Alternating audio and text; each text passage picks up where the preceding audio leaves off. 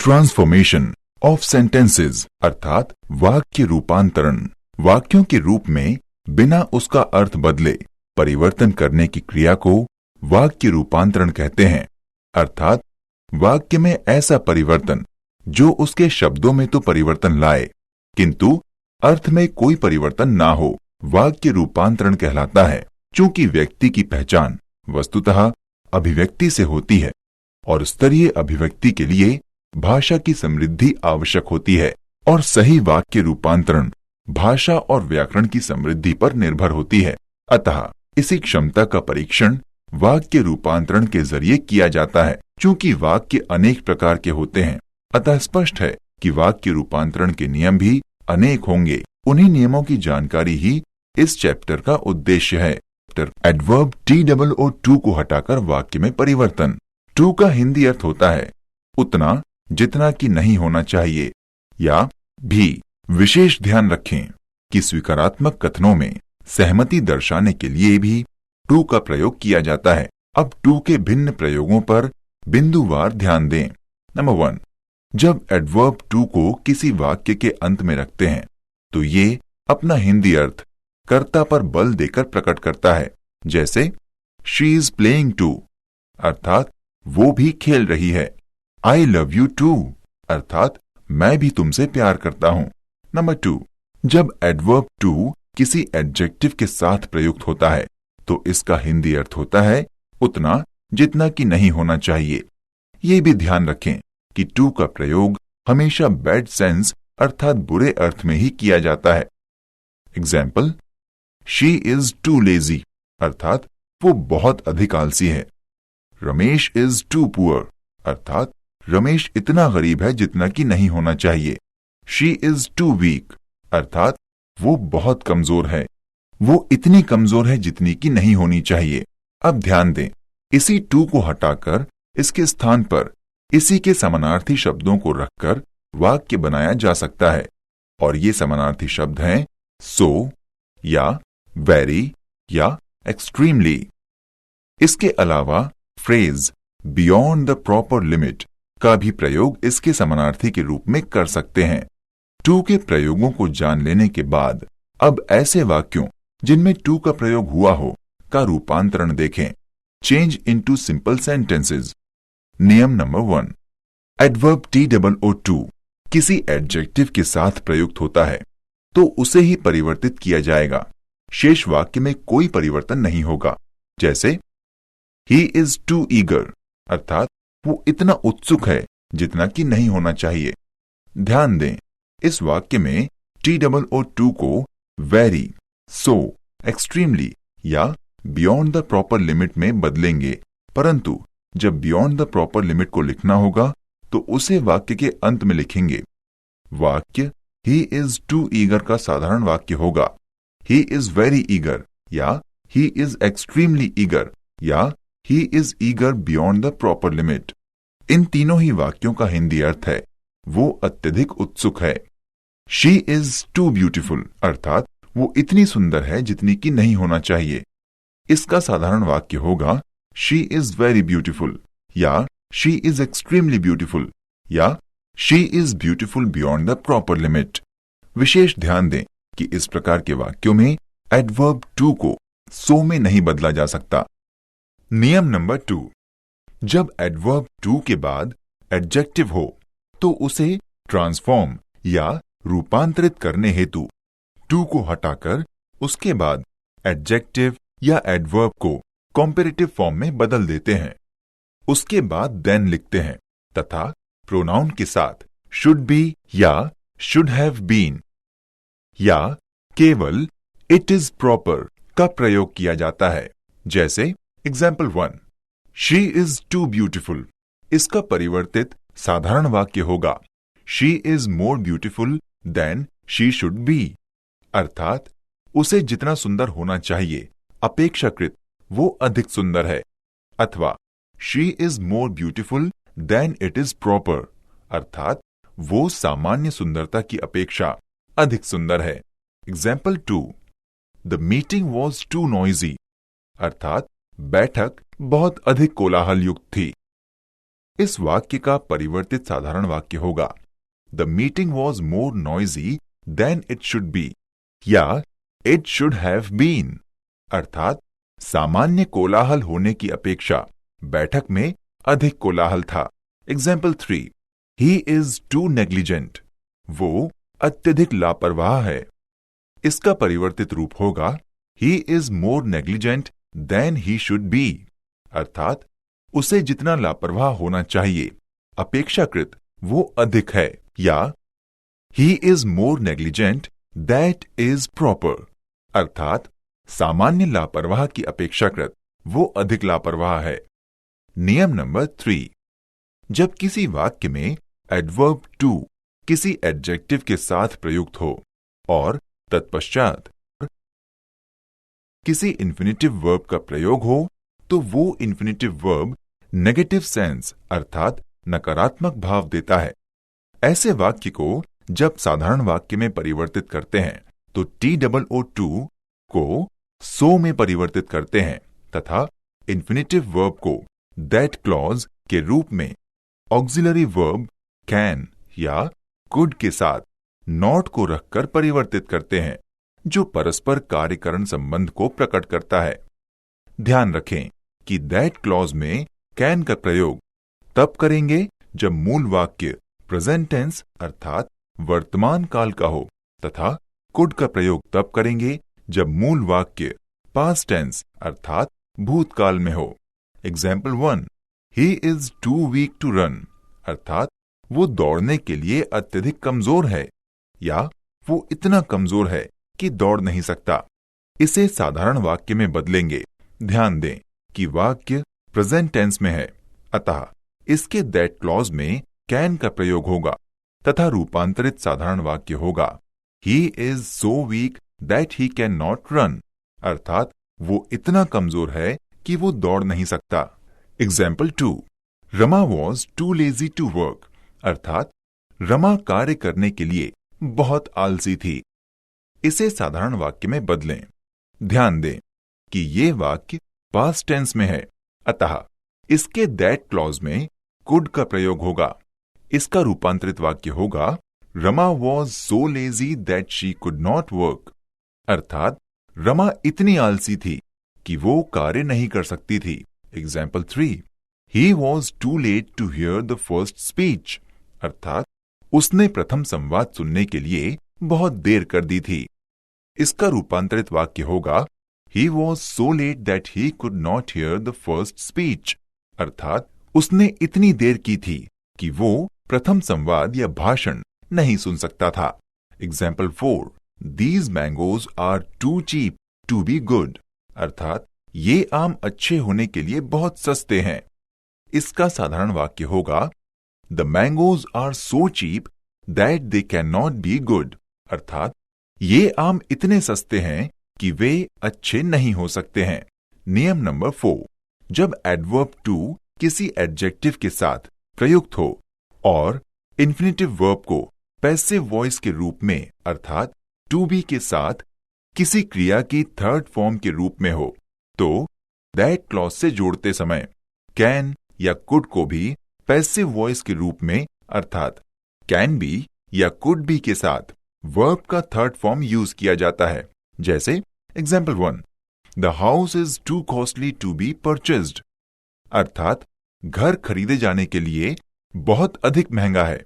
इसका परिवर्तित साधारण वाक्य होगा the house is so costly that it can not B purchased, अर्थात घर इतना महंगा है कि इसे खरीदा नहीं जा सकता है। Example 2, it is too hard to be won, अर्थात जीते जाने के लिए ये बहुत अधिक कठिन है। इसका परिवर्तित साधारण वाक्य होगा it is so hard that it can not B won, अर्थात ये इतना कठिन है कि इसे जीता नहीं जा सकता है। नियम नंबर 5, यदि एडवर्ब टू के साथ कोई एडजेक्टिव हो और उसके बाद टू बी के साथ कोई नाउन या एडवर्ब प्रयुक्त हो तो उसे साधारण वाक्य के रूप में परिवर्तित करते समय दैट क्लॉज में कैन या कुड के साथ बी लिखकर पुनः उस नाउन या एडजेक्टिव को लिखते हैं। जैसे example 1, this news was too good to be true, अर्थात ये समाचार सच होने के लिए बहुत अधिक अच्छा था। इसका परिवर्तित साधारण वाक्य होगा this news was so good that it could not be true, अर्थात ये समाचार इतना अच्छा था कि सत्य नहीं हो सकता था। Example 2, he is too dull to be a sportsman, अर्थात वो स्पोर्ट्समैन होने के लिए बहुत अधिक सुस्त है। इसका परिवर्तित साधारण वाक्य होगा he is so dull that he can not be a sportsman, अर्थात वो इतना सुस्त है कि वो स्पोर्ट्समैन नहीं हो सकता। Example 3, he is too selfish to be a friend, अर्थात मित्र बनने के लिए वो बहुत अधिक स्वार्थी है। एडवर्ब टू को हटाकर जब वाक्य बनाएंगे तो वाक्य होगा he is so selfish that he can not be a friend, अर्थात वो इतना स्वार्थी है कि वो मित्र नहीं हो सकता। नियम नंबर 6, यदि टू के बाद आए एडजेक्टिव या एडवर्ब किसी वर्ब जैसे टू को नहीं रखते हैं तो भी वाक्य को परिवर्तित करते समय कैन या कुड के साथ नॉट बी का प्रयोग किया जाता है। जैसे example 1, he is too dull for a player, अर्थात वो एक खिलाड़ी होने के लिए बहुत अधिक सुस्त है। इसका परिवर्तित रूप होगा he is no dull that he can not be a player, अर्थात वो इतना सुस्त है कि वो एक खिलाड़ी नहीं हो सकता। नियम number 7, it is so bad या so shocking that we can not bear it, अर्थात ये हम सब के लिए इतना बुरा या दुखदाई है कि हम लोग इसे सहन नहीं कर सकते। यदि टू के साथ मच का प्रयोग किया गया हो तो उसे सो बैड या सो शॉकिंग के रूप में बदलें और फॉर के साथ आए प्रोनाउन को नॉमिनेटिव केस में बदलकर दैट क्लॉज से जोड़ें। जैसे example 1, it is too much for us, अर्थात ये हम सभी के लिए बहुत अधिक है। इसका रूपांतरित साधारण वाक्य होगा it is so shocking that we can not bear it. Example 2, he is too slow for a winner, अर्थात वो विजेता होने के लिए बहुत अधिक धीमा है। इसका रूपांतरित वाक्य होगा he is so slow that he can not be a winner, अर्थात वो इतना सुस्त है कि विजेता नहीं हो सकता है। नियम नंबर 8, यदि टू के बाद आया हुआ इन्फिनिटिव वर्ब नेगेटिव हो तो उसे दैट क्लॉज में अफर्मेटिव रूप में अर्थात नॉट को बिना प्रयुक्त किए लिखा जाता है। जैसे example 1, he is too intelligent not to solve all the problems, अर्थात वो सभी समस्याएं हल न करने के लिए बहुत अधिक बुद्धिमान है। एडवर्ब टू को हटाने पर रूपांतरित वाक्य होगा he is so intelligent that he can solve all the problems, अर्थात वो इतना बुद्धिमान है कि सभी समस्याएं हल कर सकता है। Example 2, Rama is too fat not to walk, अर्थात न टहल पाने हेतु रमा बहुत अधिक मोटी है। अब बिना एडवर्ब टू के वाक्य बनेगा Rama is so fat that she can walk, अर्थात रमा इतनी मोटी है कि वो टहल सकती है। नियम नंबर 9, जब किसी वाक्य का कर्ता कोई निर्जीव नाउन या प्रोनाउन हो और एडवर्ब टू के साथ प्रयुक्त एडजेक्टिव के बाद प्रीपोजिशन फॉर के साथ किसी नाउन या प्रोनाउन का प्रयोग किया गया हो तो उसे दैट क्लॉज अर्थात फॉर के साथ यदि कोई नाउन हो तो उसे दैट क्लॉज का कर्ता बनाएंगे और यदि कोई प्रोनाउन अपने ऑब्जेक्टिव केस में हो तो उसे नॉमिनेटिव केस में बदलकर दैट क्लॉज का कर्ता बनाएंगे। जैसे example 1, the tree is too high for me to climb, अर्थात मेरे चढ़ने के लिए ये वृक्ष बहुत अधिक ऊंचा है। इस वाक्य का बिना एडवर्ब टू के रूपांतरित वाक्य होगा the tree is so high that I can't climb, अर्थात वृक्ष इतना ऊंचा है कि मैं इस पर चढ़ नहीं सकता हूं। इस वाक्य में फॉर के बाद प्रयुक्त मी को दैट क्लॉज का कर्ता बनाने के लिए इसे नॉमिनेटिव केस में अर्थात आई में परिवर्तित किया गया है। Example 2, the passage is too difficult for me to understand, अर्थात मेरे समझने के लिए ये गद्यांश बहुत अधिक कठिन है। एडवर्ब टू को हटाने पर रूपांतरित वाक्य होगा the passage is so difficult that I can not understand. अर्थात ये गद्यांश इतना कठिन है कि मैं नहीं समझ सकता। Example 3, the weather is too cold for him to go out. अर्थात उसके बाहर जाने के लिए मौसम बहुत अधिक ठंडा है। एडवर्ब टू को हटाने पर रूपांतरित वाक्य होगा the weather is so cold that he can not go out. अर्थात मौसम इतना ठंडा है कि वो बाहर नहीं जा सकता है। नियम नंबर 10, यदि एडवर्ब टू के बाद एडजेक्टिव हो तथा उसके बाद फॉर के साथ नाउन के रूप में टीयर्स या वर्ड्स का प्रयोग हो तो उसे दैट क्लॉज में कैन या कुड नॉट एक्सप्रेस या स्पीक आउट के साथ रखा जाता है। जैसे her sorrow is too deep for tears.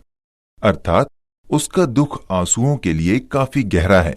Adverb to को हटाकर रूपांतरित वाक्य होगा her sorrow is so deep that she can not express it in tears. अर्थात उसका दुख इतना गहरा है कि वो उसे आंसुओं में नहीं व्यक्त कर सकती। Example 2, my heart was too full for words. अर्थात शब्दों के लिए मेरा हृदय बहुत अधिक भर गया था। एडवर्ब टू को हटाकर रूपांतरित वाक्य होगा माई heart was so full that I could not speak out in words. अर्थात मेरा हृदय इतना भर गया था कि मैं शब्दों में व्यक्त नहीं कर सकता था। विशेष ध्यान दें कि कैन और कुड वाक्य में सामर्थ्य या योग्यता को प्रदर्शित करते हैं तथा कुड के स्थान पर वॉज या वर एबल टू का भी प्रयोग किया जाता है। जैसे my heart was so full that I was not able to speak out in words. अर्थात मेरा हृदय इतना भर गया था कि मैं इसे शब्दों में व्यक्त करने में असमर्थ था। Example 3, he was too deeply affected to speak. बोलने के लिए वो अत्यधिक प्रभावित हुआ था। टू को हटाकर रूपांतरित वाक्य होगा he was so deeply that he was not able to speak. अर्थात वो इतना अधिक प्रभावित हुआ था कि वो बोलने में असमर्थ था। Example 4, the bag was too heavy for me to carry. अर्थात मेरे उठाने के लिए बैग बहुत अधिक भारी था। एडवर्ब टू को हटाकर रूपांतरित वाक्य होगा the bag was so heavy that I was not able to carry. अर्थात बैग इतना भारी था कि मैं उसे उठाकर नहीं ले जा सकता था। Number 2, ways of expressing condition. अर्थात शर्त प्रकट करने के विभिन्न प्रकार। शर्त प्रकट करने के लिए वाक्यों के प्रारूपों को समझने के लिए इन नियमों पर ध्यान दें। नियम नंबर 1, इफ और अनलेस के प्रयोग से। ए, इफ का प्रयोग। इफ का हिंदी अर्थ होता है यदि या अगर या काश। ये पॉजिटिव सेंस में अर्थात सकारात्मक भाव में यूज किया जाता है। ध्यान रखें कि इफ क्लॉज अर्थात इफ से प्रारंभ होने वाला उपवाक्य यदि प्रेजेंट इंडेफिनिट टेंस में हो तो बाद वाला उपवाक्य हमेशा फ्यूचर इंडेफिनिट टेंस में होता है। ऐसे वाक्यों को फ्यूचर इंडेफिनिट के कंडीशनल सेंटेंस के नाम से जाना जाता है। Example 1, if you work hard you will pass. अर्थात यदि तुम कठिन परिश्रम करते हो तो तुम पास होगे। Example 2, if the rain does not fall soon the crops will be spoiled. अर्थात यदि शीघ्र वर्षा नहीं होती है तो फसलें बर्बाद हो जाएंगी। बी, अनलेस का प्रयोग। अनलेस सदैव नेगेटिव सेंस अर्थात नकारात्मक भाव में यूज किया जाता है, जिसका हिंदी अर्थ होता है अगर नहीं। इससे हमेशा शर्त का बोध होता है, अतः इसके साथ जुड़ने वाली क्लॉज सदैव अफर्मेटिव होती है, जो अनलेस से जुड़कर नेगेटिव सेंस देती है।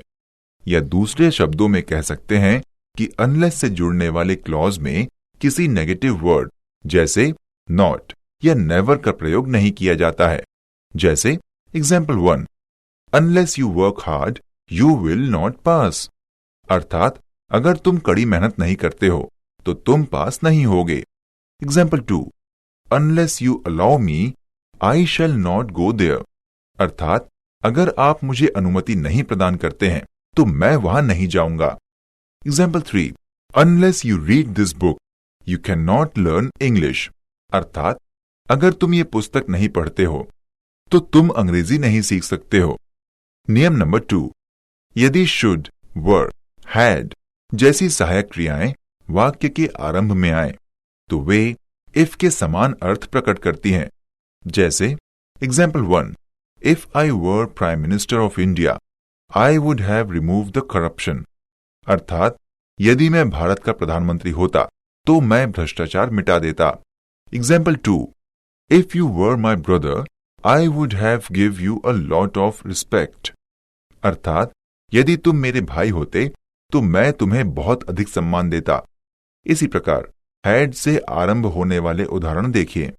Example 1, had I been at fault I would have confessed it. अर्थात यदि मैंने गलती की होती तो मैं इसे स्वीकार कर लेता। Example 2, had I learned English I would not have neglected. अर्थात यदि मैंने अंग्रेजी सीख ली होती तो मैं ठुकराया नहीं जाता। शुड से प्रारंभ होने वाले वाक्य। Example 1, should you learn English you can read and right fluently. अर्थात यदि तुम अंग्रेजी सीख लो तो तुम धारा प्रवाह पढ़ और लिख सकते हो।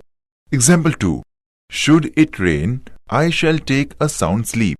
अर्थात यदि वर्षा हो जाए तो मैं गहरी नींद लूंगा। बी, इन केस के प्रयोग से। ध्यान रखें कि फ्रेज इन केस से भी इस तरह के वाक्य बनाए जाते हैं। इन केस का हिंदी अर्थ होता है कि स्थिति में या यदि। जैसे example 1, in case you allow me I will do the work at once. अर्थात यदि आप मुझे अनुमति दें मैं तुरंत कार्य करूंगा। Example 2, in case you do not work you will fail. अर्थात यदि तुम काम नहीं करते हो तो तुम असफल हो जाओगे। नंबर 3, कुछ पार्टिसिपल या पार्टिसिपल फ्रेज जैसे सपोजिंग, प्रोवाइडेड, प्रोवाइडेड दैट से भी शर्त युक्त वाक्य बनाए जाते हैं। क्रमशः उदाहरणों के माध्यम से इनके प्रयोग को सुने। नंबर 1, सपोजिंग का हिंदी अर्थ होता है अगर ऐसा हुआ तो, या ऐसा है, या ये मानते हुए कि। उदाहरण सुने। Example 1, supposing you are ill you should can consult your doctor. अर्थात ये मानते हुए कि तुम बीमार हो तुम्हें अपने डॉक्टर से संपर्क करना चाहिए। Example 2, supposing you allow me I shall go there. अर्थात यदि आप मुझे अनुमति दें तो मैं वहां जाऊंगा। प्रोवाइडेड या प्रोवाइडेड दैट से बनने वाले वाक्य। इनका हिंदी अर्थ होता है बशर्ते कि, या यदि, या इस शर्त पर कि। उदाहरण सुने। Provided that I learn English I will speak it. अर्थात यदि मैं अंग्रेजी सीखता हूं तो मैं अवश्य ही इसे बोलूंगा। Example 2, provided that I run fast I shall win the race. अर्थात यदि मैं तेज दौड़ता हूं तो मैं रेस जीतूंगा। Example 3, provided you work hard you will pass. अर्थात यदि तुम कठिन मेहनत करते हो तो तुम पास होगे। कोई शर्त युक्त वाक्य किसी इंपरेटिव मूड अर्थात आज्ञा सूचक प्रवृत्ति में भी व्यक्त किया जा सकता है। जैसे example 1, work and you will get prize. अर्थात काम करोगे तो तुम्हें पुरस्कार मिलेंगे। Example 2, neglect your study and you will fail. अर्थात अध्ययन को अनदेखा करोगे तो तुम असफल हो जाओगे। एग्जाम्पल 3, ब्रिंग योर बुक और you will be out of the class. अर्थात अपनी पुस्तक लाओ या तुम कक्षा से बाहर कर दिए जाओगे। ध्यान दें कि इन भिन्न भिन्न रूपों में आए शर्त युक्त वाक्यों को किसी भी conjunction if, unless, were, should, supposing, provided that आदि से जोड़ सकते हैं। विशेषतया ध्यान रखें कि यदि इफ क्लॉज में नेगेटिव वर्ड्स लगे हों तो अनलेस को इफ के स्थान पर रखते समय सभी नेगेटिव वर्ड्स को हटाना पड़ेगा, क्योंकि अनलेस सदैव नेगेटिव सेंस देता है। इसी प्रकार इंपरेटिव मूड के वाक्य को इफ या अन्य कंजक्शंस के साथ रखते समय कर्ता का प्रयोग होगा जो यू के रूप में होता है। अब इनके प्रयोगों को पृथक पृथक समझने के पश्चात इनके परस्पर रूपांतरण को कुछ उदाहरणों के माध्यम से देखते हैं। Example 1, supposing you allow me I shall go there, अर्थात यदि आप मुझे अनुमति दें तो मैं वहां जाऊंगा। अनलेस सदैव नेगेटिव सेंस देता है, ऐसा है कि आप मुझे अनुमति दें मैं वहां जाऊंगा। सपोजिंग के स्थान पर इफ का प्रयोग करने पर रूपांतरित वाक्य होगा if you allow me I shall go there, अर्थात यदि आप मुझे अनुमति दें तो मैं वहां जाऊंगा। सपोजिंग के स्थान पर प्रोवाइडेड दैट का प्रयोग करने पर रूपांतरित वाक्य होगा provided that you allow me I shall go there, अर्थात बशर्ते कि आप मुझे अनुमति दें मैं वहां जाऊंगा। इस वाक्य को इंपरेटिव मूड में बदलते हैं तो वाक्य होगा allow me and I shall go there, अर्थात मुझे अनुमति दें और मैं वहां जाऊंगा। नोट, इंपरेटिव मूड में कोई वाक्य तभी बदलेगा जब उसका सब्जेक्ट यू है और यू को हटाकर एंड से दोनों क्लॉज को जोड़कर लिखा जाता है। नंबर 6, अब शर्त युक्त प्रश्नवाचक वाक्यों को बनाते समय ध्यान रखें कि इनमें पहला वाक्य इंटरोगेटिव क्लॉज होगा तथा इसके पश्चात देन के साथ असर्टिव क्लॉज को लिखा जाता है। Example 1, do you want to learn English? If yes, listen this recording, अर्थात क्या आप अंग्रेजी सीखना चाहते हैं? यदि हां तो इस रिकॉर्डिंग को सुनिए। Example 2, will you join English class? If yes, I shall go with you, अर्थात क्या आप अंग्रेजी की कक्षा में शामिल होंगे? यदि हां तो मैं भी आपके साथ चलूंगा। Example 3, have you some rupees? If yes, please give me 500 rupees, क्या आपके पास कुछ रुपए हैं? यदि हां तो कृपया मुझे 500 रुपए दीजिए। नंबर 7, फ्रेज बट फॉर, जिसका हिंदी अर्थ है को छोड़कर या के बिना, तथा वन मोर, जिसका हिंदी अर्थ है एक बार और, के प्रयोग को उदाहरणों के माध्यम से समझें। Example 1, but for your help I shall be ruined, अर्थात बिना आपकी मदद के मैं बर्बाद हो जाऊंगा। Example 2, but for this book I can not solve any question, इस पुस्तक के बिना मैं कोई प्रश्न हल नहीं कर सकता। ध्यान दें, वन मोर के बाद किसी नाउन को रखकर अगले क्लॉज को एंड से जोड़ते हैं। उदाहरण सुने। Example 1, one more absence and you will be turned out of the class, अर्थात एक बार और अनुपस्थिति पर तुम्हें कक्षा से निकाल दिया जाएगा।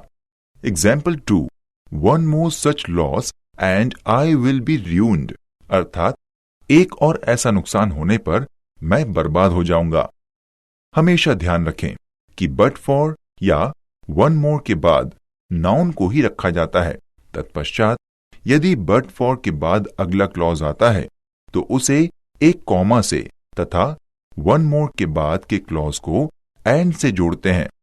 अब इन वाक्यों को दूसरे प्रकार के वाक्यों में परिवर्तित करेंगे तो ध्यान रखें कि बट फॉर और वन मोर अपने साथ केवल नाउन को रखते हैं, अतः उन्हें एक क्लॉज के रूप में बदलना होगा जो उनके बाद वाले क्लॉज से मिलकर उपयुक्त भाव प्रकट कर सकें। जैसे example 1, one more absence and you will be turned out of the class.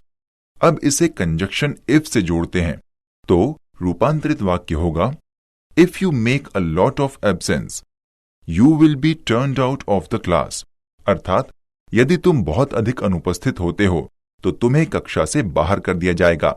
Example 2, one more such loss and I will be ruined, इसे कंजक्शन इफ से जोड़ते हैं तो रूपांतरित वाक्य होगा if it happens such loss I will be ruined, अर्थात यदि ऐसी क्षति होती है तो मैं बर्बाद हो जाऊंगा।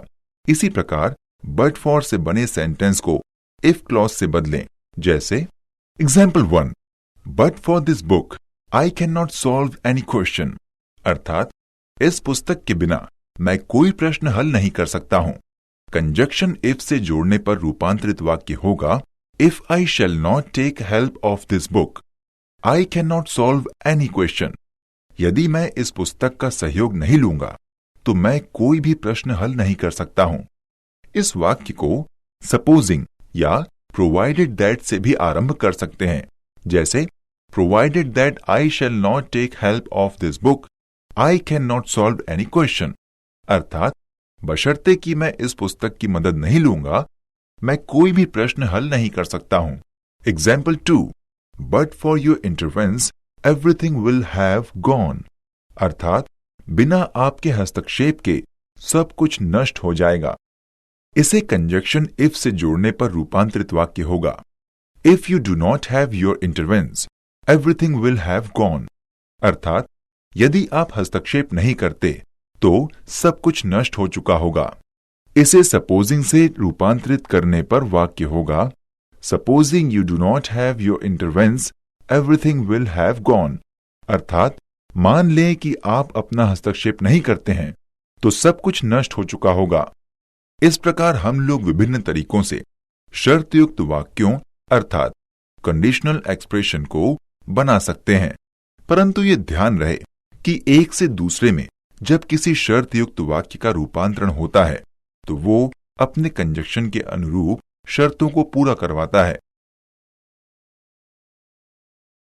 Number 3, ways of expressing concession और कॉन्ट्रास्ट अर्थात विरोध का भाव प्रदर्शित करने वाले शर्तयुक्त वाक्य। ऐसे वाक्यों को बनाने के लिए कुछ अलग अलग नियम हैं, जिनमें दोनों क्लॉज का अर्थ परस्पर विरोध का भाव प्रदर्शित करता है। ए, दो या ऑल्दो से बनने वाले वाक्य। दो या ऑल्दो का हिंदी अर्थ होता है यद्यपि, तथा इनके साथ दूसरे क्लॉज में सदैव यट का प्रयोग किया जाता है। यदि यट के स्थान पर कॉमा लगा दें तो यट का प्रयोग नहीं करते हैं। ऑल्दो और दो का समान सेंस होता है, इनके प्रयोग में कोई अंतर नहीं होता। जैसे एग्जाम्पल 1, दो he worked hard yet he failed. यद्यपि उसने कड़ी मेहनत की फिर भी वो असफल हो गया। Example 2, although he made haste yet he could not catch the train. अर्थात यद्यपि उसने जल्दबाजी की फिर भी वो ट्रेन नहीं पकड़ सका। एग्जाम्पल 3, दो he is genius yet he is not proud. अर्थात यद्यपि वो प्रतिभावान है फिर भी उसे घमंड नहीं है। बी, नॉट विद स्टैंडिंग से बनने वाले शर्तयुक्त वाक्य। नॉट विद स्टैंडिंग का हिंदी अर्थ होता है के बावजूद भी। ये एक फ्रेजल प्रीपोजिशन होता है। उदाहरण सुनिए। Example 1, notwithstanding she is ill she went to school. अर्थात बीमार होने के बावजूद वो स्कूल गई। Example 2, notwithstanding it is cold wind she went out. अर्थात ठंडी हवा चलने के बावजूद वो बाहर निकल गई। सी, हाउएवर से बनने वाले वाक्य। हाउएवर एक संबंध बोधक क्रिया विशेषण है, जिसका हिंदी अर्थ है तथापि या तो भी। इसके बाद कोई एडजेक्टिव या एडवर्ब रखकर इसके क्लॉज के सब्जेक्ट और हेल्पिंग वर्ब को रखा जाता है। जैसे example 1, however rich he is not happy. अर्थात वो धनी है तो भी वो खुश नहीं है। इस वाक्य में एडजेक्टिव रिच हाउएवर के बाद प्रयुक्त हुआ है। तत्पश्चात कर्ता ही एवं सहायक क्रिया is. Example 2, however black she is beautiful. अर्थात वो काली है तो भी वो सुंदर है। एग्जाम्पल 3, हाउएवर लेजी ही फिनिशेज हिज वर्क। अर्थात वो आलसी है तो भी वो अपना काम समाप्त करता है। डी, वट एवर से बनने वाले शर्त युक्त वाक्य।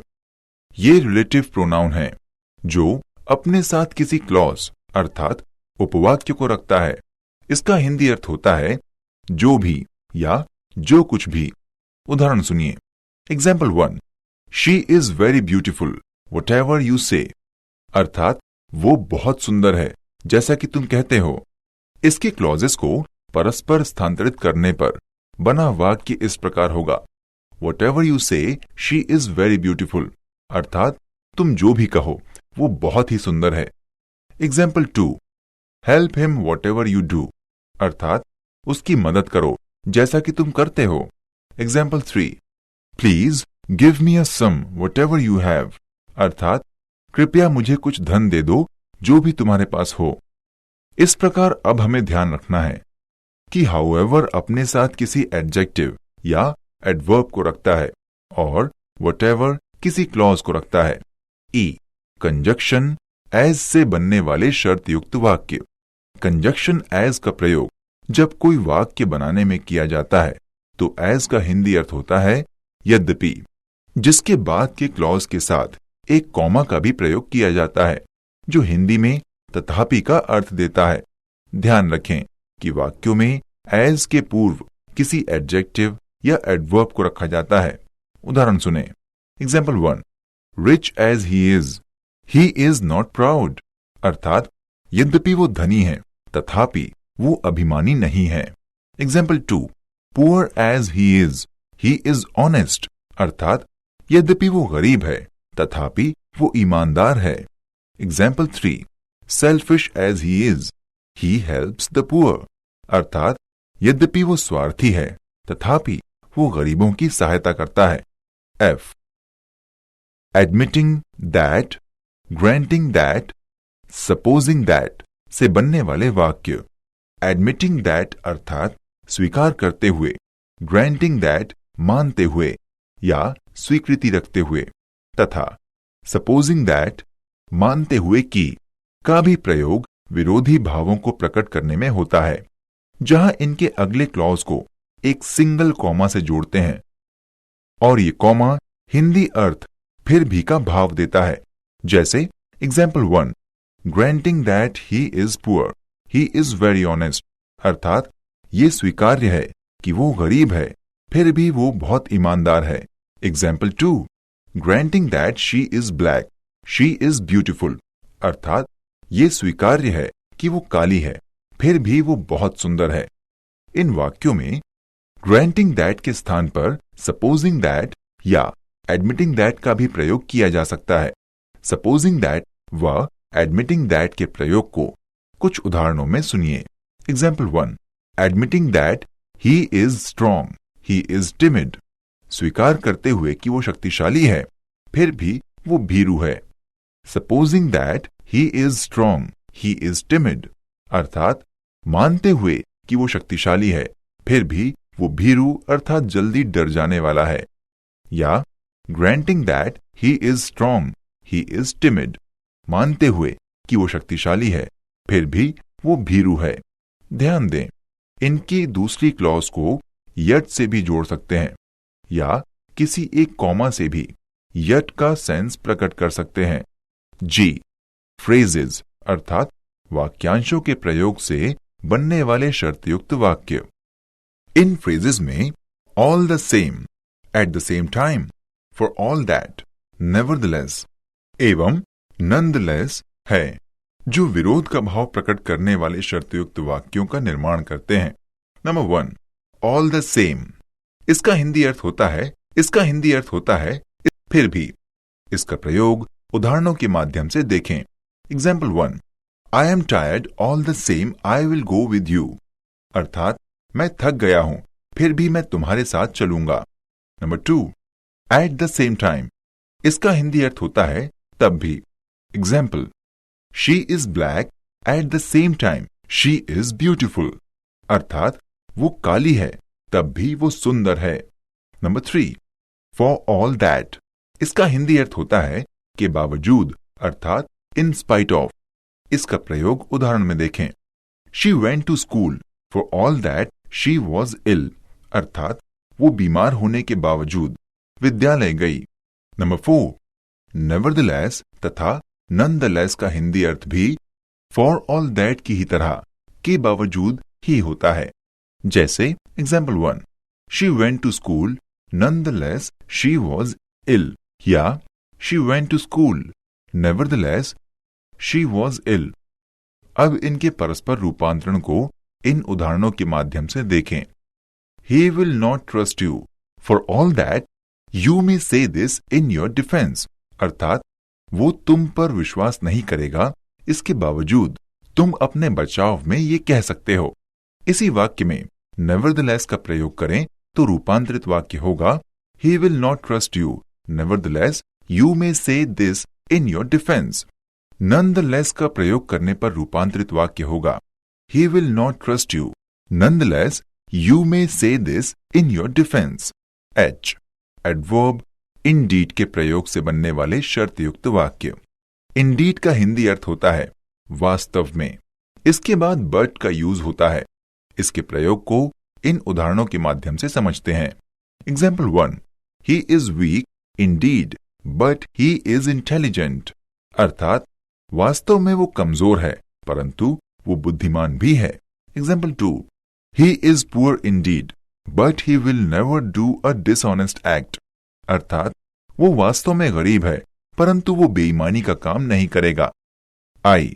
Conjunction if और even if के प्रयोग से बनने वाले वाक्य. if का हिंदी अर्थ होता है यदि और even if का हिंदी अर्थ होता है भले ही. अब उदाहरण सुनिए. Example 1. If he does all work, he should be dutiful person. अर्थात यदि वो संपूर्ण कार्य करता है तो उसे कर्तव्यनिष्ठ व्यक्ति होना चाहिए. Example 2. If we have lost all our money, it has been through our foolishness. अर्थात यदि हम लोग अपना संपूर्ण धन खो चुके हैं तो ये हम सबकी मूर्खता से हुआ है. अब इसी प्रकार even if का प्रयोग उदाहरण में देखें. Example 1. Even if he is rich, he is very miser. अर्थात भले ही वो धनवान है पर वो बहुत कंजूस है. Example 2. Even if he runs fast, he cannot catch the leaving train. अर्थात भले ही वो तेज दौड़ता है पर वो छूटती हुई ट्रेन नहीं पकड़ सकता है. Example 3. Even if Rama solved her problems, she will never pass. अर्थात भले ही रमा ने अपने प्रश्नों को हल कर लिया पर वो उत्तीर्ण नहीं होगी. विरोध का भाव प्रकट करने वाले शर्त युक्त वाक्यों के निर्माण को जान लेने के बाद अब इनमें प्रयुक्त होने वाले शब्दों जैसे if, even if, supposing that आदि के परस्पर रूपांतरण को समझने के लिए इन उदाहरणों पर ध्यान दें. Example 1. He is a weak indeed, but he is intelligent. अर्थात वास्तव में वो कमजोर है परंतु वो बुद्धिमान है. इस वाक्य में दो या although का प्रयोग करने पर रूपांतरित वाक्य होगा Though he is weak, he is intelligent. अर्थात यद्यपि वो कमजोर है फिर भी वो बुद्धिमान है. ध्यान रहे कि यदि दो या although के बाद कॉमा लगा हो तो yet का प्रयोग नहीं करते हैं. इसी वाक्य में even if का प्रयोग करने पर रूपांतरित वाक्य होगा Even if he is weak, he is intelligent. अर्थात भले ही वो कमजोर है वो बुद्धिमान है. All the same time या all the same या for all that का प्रयोग करने पर रूपांतरित वाक्य होगा He is weak, all the same time he is intelligent. अर्थात वो कमजोर है के बावजूद वो बुद्धिमान है. या He is weak, at the same time he is intelligent. अर्थात वो कमजोर है फिर भी वो बुद्धिमान है. अब nevertheless या nonetheless का प्रयोग करने पर रूपांतरित वाक्य होगा He is weak nevertheless he is intelligent. अर्थात वो कमजोर है के बावजूद वो बुद्धिमान है. However का प्रयोग करने पर रूपांतरित वाक्य होगा However weak he is intelligent. वो कमजोर है तो भी वो बुद्धिमान है. As का प्रयोग करने पर रूपांतरित वाक्य होगा Weak as he is intelligent. अर्थात यद्यपि वो कमजोर है तथापि वो बुद्धिमान है.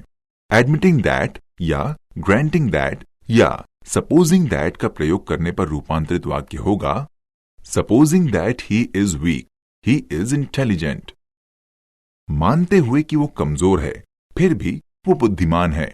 अब इसी प्रकार एक अन्य उदाहरण लेकर रूपांतरण को और स्पष्ट रूप से समझें. Example 1. He will not trust you.